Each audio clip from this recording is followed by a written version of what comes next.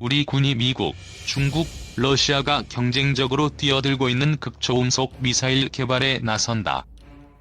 또한 대륙간 탄도미사일을 잠수함 발사 탄도미사일과 함께 3대 해구산 전력으로 손꼽히는 공중발사 순항미사일 개발을 위한 연구를 진행 중이다.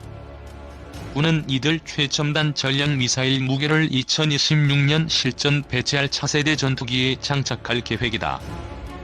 30일 정부 관계자에 따르면 군은 KF-X에 장착할 극초음속 유도탄을 개발하기 위해 국방과학연구소 등과 논의할 계획인 것으로 전해졌다. 극초음속 유도탄의 속도는 기존의 초음속 유도탄보다 2배 이상 빠른 마하5에 이른다. 서울 상공에서 250km 떨어진 평양의 북한 지휘부를 향해 발사하면 1분 15초 만에 도달할 수 있다. 극초음속 미사일로 분류되는 기준은 최소한 마하5 이상의 속도를 내야 적용된다. 극초음속 유도탄이 개발되면 미중러에 이어 세계 4번째 개발국이 된다. 군에서 마하5 속도에 이르는 극초음속 유도탄 개발에 나선 것은 전략무기 개발에 나선 북한의 움직임을 견제하는 차원과 함께 한반도 주변 강대국들의 개발 움직임이 활발한 데 따른 맞대응 차원으로 보인다. 중국은 2016년 마하 10의 속도를 자랑하는 극초음속 탄도미사일 둥펑-17을 이미 개발해 지난해 10월 건국 70주년 열병식에서 선보였다. 러시아의 극초음속 기술은 2017년 순항미사일인 지르콘에 이어 2018년 공대지 미사일인 킨잘, 2019년 ICBM인 아방가르드에 각각 적용시켰다. 뒤늦게 경쟁에 뛰어든 미국은 극초음속 무인기 X-51A 시험을 통해 미사일에도 극초음속 기술을 적용할 계획이다. 이와 함께 군은 기술적으로 핵탄두 장착까지 가능한 ALCM 개발에 들어갔다. 미국의 ALCM은 장거리 전략 폭격기 B-52나 스텔스 전략 폭격기 B-2에 장착된 순항미사일이다. 국내 자체 기술로 ALCM 개발이 성공하면 유사시 미국의 해구산 작전에 기여할 수 있는 무기체계를 확보했다는 점에서 군의 전쟁 억제력 태세가 강화된 것으로 평가받을 수 있다. 한편 합동참모본부는 지난해 2월 326차 합동참모회의에서 초음속 공대함 유도탄을 개발하기 위한 장기 계획을 수립한 바 있다. 초음속 공대함 유도탄의 속도는 마하 2.5로 사거리는 250km다. 탄두는 3,000파운드를 장착한다는 계획이다. 군은 이 기술을 바탕으로 극초음속 미사일 개발에 나설 것으로 전망된다. 한국형 공대공 미사일 개발은 타당한가? 이웃 추가 본문 기타 기능 KF-X 전투기 개념도입니다. 미국의 무장 통합 거부로 인해 미티어와 아이리스-T 외에 미국이 유일하게 통합을 허락한 JDAM만 장착하고 있습니다. 천마지대공 미사일 개발 성공 이후 한국은 신궁과 천궁 블록 I-2 지대공 미사일, 해궁 함대공 미사일을 개발했으며 현재 천궁은 패트리엇 팩3, MSE와 동급의 천궁 블록 3 개발 사업이 검토되고 있습니다. 지금은 2023년을 목표로 해일3이 개발되고 있으며 해일3의 항공기 요격용 미사일과 단도탄 요격 미사일이 KDDX의 중장거리 함대공 미사일과 해상 단도탄 요격 미사일로 각각 선정된 상태입니다. 이로써 한국은 대공 미사일의 거의 대부분을 국산화하는 성공함에 따라 국방과학연구소나 관련 업체는 다음 과제로 공대공 미사일의 국산화를 점차로 요구하고 있습니다. 그럼 왜 한국형 공대공 미사일이 필요할까요? 스웨덴의 그리펜입니다. 한국의 KF-X 사업은 그리펜 사업을 많이 참조했습니다. 미국의 KF-X 무장통합 거부. 방위사업청은 KF-X 사업을 시작하면서 스웨덴 그리펜 전투기 사업을 참조해 미국으로부터 한국 판매가 허가된 AIM-9X와 AIM-120C7, JDAM, LGB 등을 FMS로 도입한다는 사업안을 마련하였습니다. 이와 동시에 미국제 무장과 기술자료, 시험탄을 구매하고자 과거 도입 가격 등을 근거로 무장통합 비용으로 1,560억 원을 책정하였습니다. 하지만 미국의 AIM-9과 AIM-120 공대공 미사일은 물론 GBU-12 페이브 레이저 유도 폭탄과 CBU-105 확산탄에 대한 판매와 기술 자료 제공도 거부하였습니다. 그리고 AGM-84L 공대함 미사일과 AGM-88E 대레이더 미사일은 성능 개량 사업이 진행 중이라는 이유로 아예 최소한의 정보 제공조차도 거부합니다.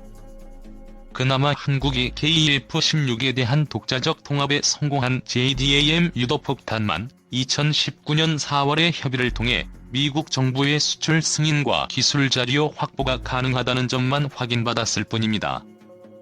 한국 공군 KF-16에서 JDAM을 투하하는 장면입니다.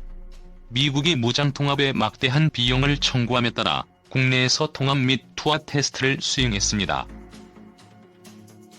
기술자료 중간 차단. 흥미로운 사실은 미국 국무부가 처음부터 협력을 거부한 것이 아니었다는 점입니다.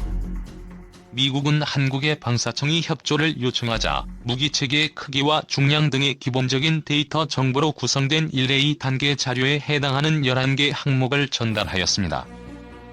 그 후 방사청이 무기체계와 전투기와의 체계 통합에 관련된 1B 단계의 기술 자료를 요청하자 이때부터 미국 정부는 자료 제공을 거부하고 있습니다. 미국 국무부는 1B 자료의 경우 전투기 임무 컴퓨터와 무장 사이의 무장 운영 소프트웨어를 통합 및 교환하는 민감한 기술 자료이기에 KF-X 개발이 완료되는 시점에서 제공하겠다는 반응을 보이고 있습니다. 문제는 KF-X의 완성 단계에 도달할 시기에 맞추어 제때의 무장 통합을 허락할지 알 수 없다는 것입니다. 그리고 미국이 KF-X가 완성되는 시점에서 관련 정보를 제공한다고 해도 전투기와 공대공 미사일의 무장 통합과 테스트에는 약 2에서 3년의 시간이 필요하므로 상당 기간 무장 없는 전투기가 될 가능성이 높았습니다. KF-X의 장착이 결정된 미티어와 아이리스-T가 보입니다. 결국 방사청은 급히 330억 원을 투입해 유럽 MBDA사의 미티어 중거리 미사일과 독일제 아이리스-T 단거리 공대공 미사일을 KF-X에 통합하는 것을 결정할 수밖에 없었습니다. 지난 2019년 11월 22일 MBDA사와 KF-X를 개발 중인 카이 사이에 미티어 미사일 통합 계약이 체결되었으며 본 계약에는 KF-X와의 통합 작업 지원과 노하우, 이전 및 각종 시험 장치의 공급이 포함되었습니다.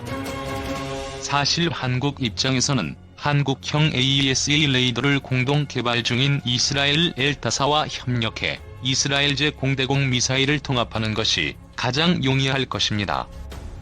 하지만 이스라엘 공대공 미사일은 KF-X의 공동사업자인 인도네시아가 기피하고 있으며 특히나 이슬람 지역에 대한 판매가 불가능해 선택하기 힘든 옵션이었습니다.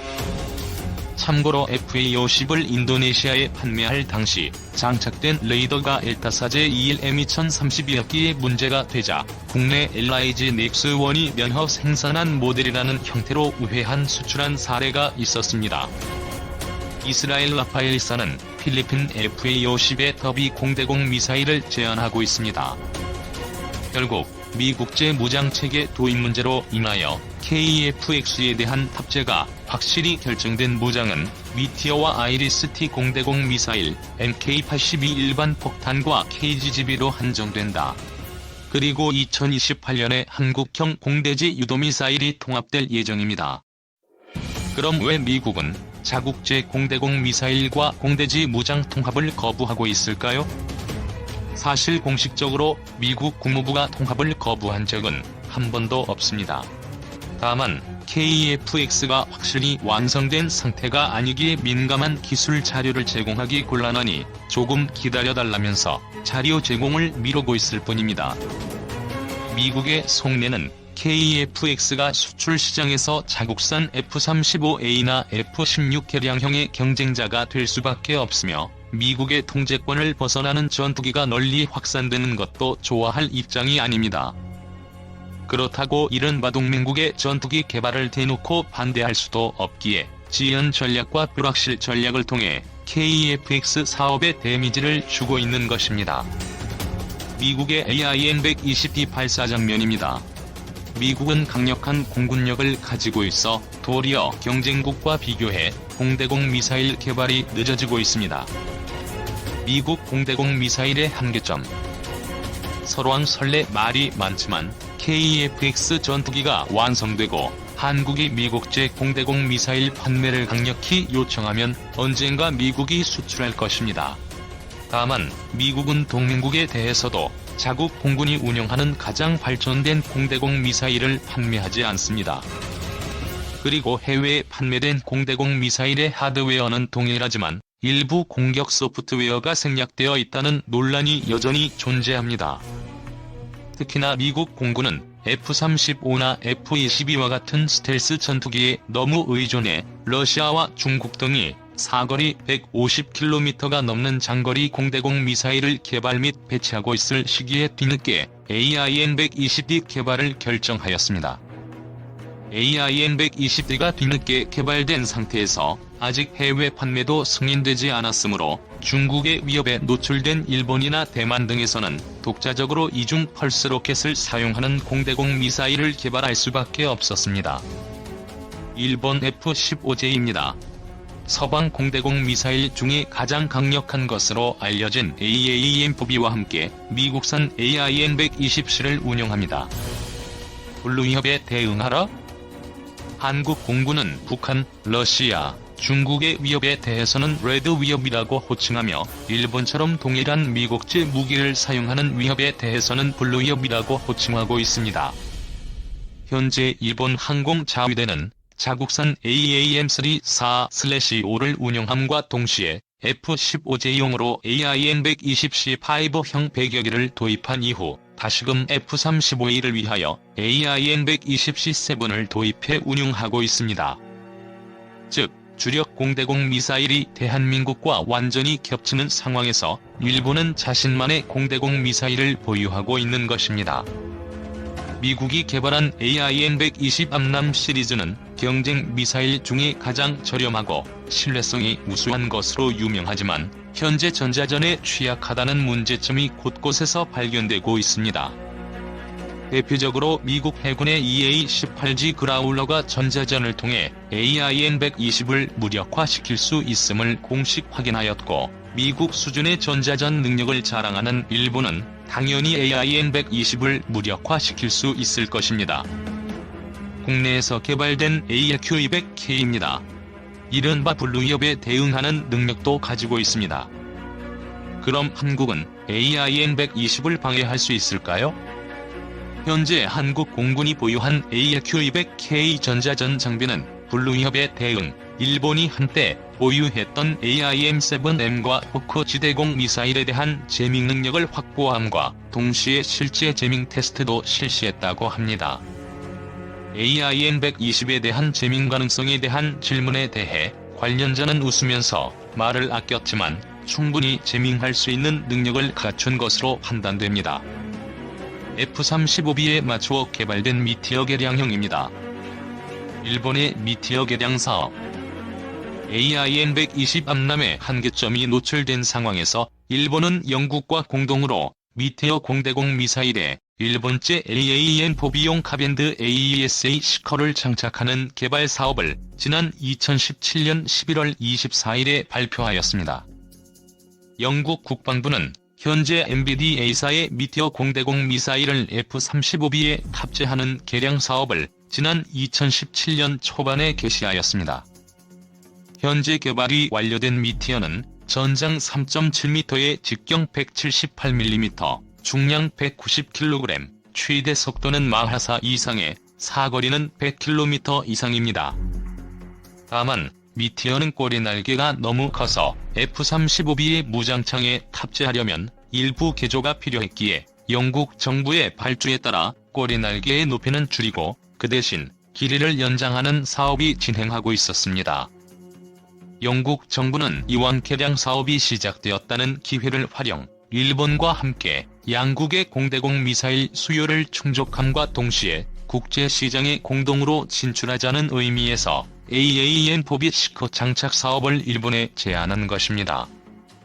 일본 측도 여기에 호응, 일본 방위성은 2018년에 AAM4B용 AESA 시커를 미티어 맞게 개량하는 사업에 77억 엔의 예산을 투입하기로 결정하였습니다.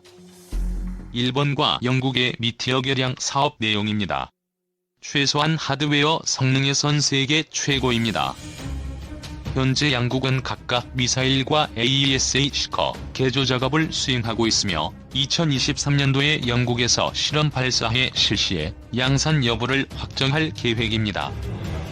이는 다른 의미로 서방에서 가장 강력한 공대공 미사일과 서방에서 가장 강력한 레이더 시커가 결합되는 것에 해당해 한국에겐 큰 위협이 될 수밖에 없습니다.